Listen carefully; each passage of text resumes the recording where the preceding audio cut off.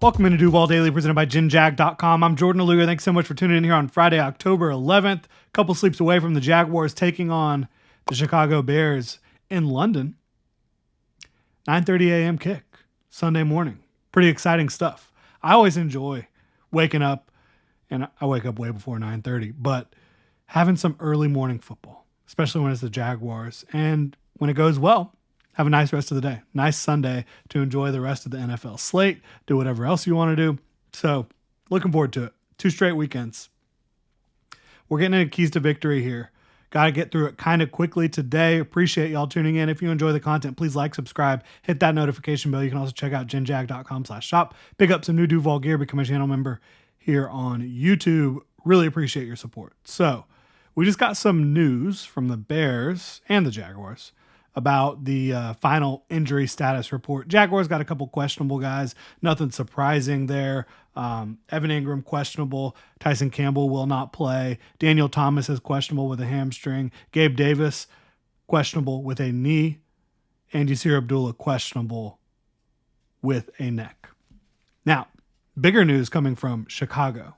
Tyreek Stevenson, who I think must have had an injury during practice this week. He is doubtful.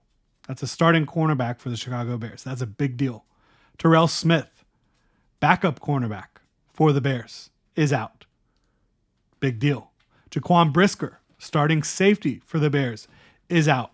So the Bears secondary, which is one of the best secondaries in football, they got some issues, injury issues. They're going to be down a starter, a key backup at cornerback on the outside, and then Jaquan Brisker, starting safety, one of the better young safeties in the league, is out. So the Jaguars need to be able to take advantage of that. I think offensively, when you look at this game, the Bears run a lot of cover 3, which is what the Colts do. Matt Eberflus coached under Gus Bradley in Indianapolis for several years. So it doesn't have to be a drastically different game plan. Obviously, you want to switch some things up, make sure you're keeping it fresh. But I think it's going to be about getting Trevor Lawrence in rhythm again, like he did last week early on. How do you do that? I think you get some fun stuff schemed up, some one-on-one schemed up. Brian Thomas Jr., try to get him open down the field, obviously. But mainly, to get Trevor Lawrence in rhythm early, you need to have some plays where it's designed for him to get the ball out quickly to his first read, hit some shorter stuff early. It doesn't have to be checkdowns. It doesn't have to be wide open. But early on in the game against the Colts, I thought Trevor Lawrence was able to find a rhythm by targeting shallow receivers on leverage-based throws. And I think that he can do that again this week. Short, quick hitters. Get in rhythm, and then you can expand the offense and do a whole lot of fun stuff if you're able to get in rhythm and start feeling it early on if you're Trevor Lawrence. So I think that's number one key for the Jaguars offense, for sure. When the Bears do bring pressure, which should not be a ton, but when they do, you need to make sure you have answers.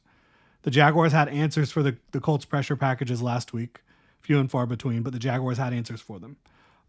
Looking at the running game, Tank Bigsby continue to break tackles, which will not be easy against a Bears defense that has 2 really good tackling linebackers. Now, no Jaquan Brisker, that could help. No Tyreek Stevenson, that could help. But Tank Bigsby needs to continue to be able to break tackles and pick up some explosives for this Jaguars offense to make things easier for everyone else around him, including the quarterback and the passing game. I think that would be huge for the Jags. Travis Etienne, continue to catch the ball. I mean, he had 6 catches last week, and those catches helped the Jaguars stay in manageable down and distances, helped the Jaguars pick up some first downs. And again, it was one of those things where Trevor Lawrence could get the ball out of his hands quickly, short, and get in rhythm, continue to stay in rhythm. So I would like to see those 2 continue to play the way they did last week. I feel pretty good about the offensive line right now. So normally, after the first few weeks, I would have been sitting here saying, well, Anton Harrison and Cam Robinson been able to protect against Montez Sweat and Booker and DeMarcus Walker and all these guys would be a key, but I don't think that's, obviously it's a key. You got to do it. But it's not one of the top keys on my list because I think there's a pretty good chance that will happen. I feel pretty good about this offensive line. They're playing good football together. Defensively, looking at that side of the ball, key number one is stop the run, because the Bears offense has struggled when teams have been able to force them to pass more than they want to, force them to have not advantageous down and distances. So that's going to be key. It absolutely is. And just like the Bears defense being a little banged up in the back end there, the Jaguars are banged up in their secondary as well. And now the Bears will still have their top guy, Jalen Johnson, and the Jaguars will not have their top guy in Tyson Campbell. So it's going to be interesting to see if the Jaguars coverage can hold up. I quite frankly don't think it will be able to hold up if Caleb Williams has time.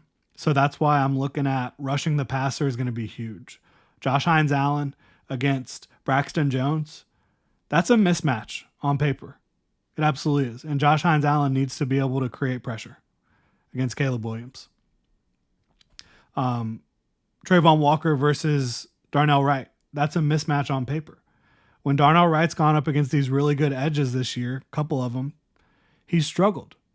Now, he's a good young player. I think Trayvon Walker should be better than him and should be able to win his matchups against him. He took Braden Smith to the woodshed last week. He needs to be able to continue that dominance. We talked about how Trayvon Walker won last week. He's able to use his bull rush, which with his length, his speed, his power, athleticism, it's difficult to deal with the bull rush. And then when you're able to get that bull rush going and then counter off of it, which he did at a very high level last week, it's huge. He was using his hands really well.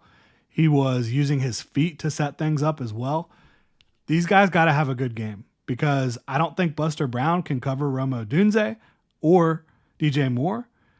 I don't think that Ronald Darby can really consistently cover either of those guys. You need to get Tyson Campbell back at full health soon, because there's just too many good passing attacks that are coming up on the schedule. The Bears right now are not one of the best passing attacks in the league, partially because Caleb Williams is still developing. He's a young quarterback. He's a rookie, extremely talented, and so are his pass catchers, but he's young. They're all coming together. They're trying to make it work.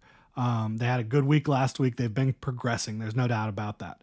Secondly, I just don't think that this is the best called/designed passing attack in the league by Shane Waldron. It's just not, in my opinion. It's not necessarily bad, but I don't think it's one of the better passing attacks from a design standpoint that there is. But from a talent standpoint, yeah. There's going to be, and Caleb Williams had a good game last week, there's going to be a time where Caleb Williams has a breakout game against a really good defense, and I wouldn't even say the Jaguars defense is really good. So Caleb Williams could have a good day if Josh Hines-Allen and Trayvon Walker cannot create pressure. And I'm also going to put it on Eric Armstead a little bit. He's got to create more pressure than he has. And the Jaguars need to allow him to pin his ears back and weaponize his skill set. And if he can do that, and if Josh Hines-Allen and Trayvon Walker can win their one-on-ones, they're going to have a good chance to disrupt things and get off the field enough, create enough pressure, maybe get some turnovers enough to maybe win this game.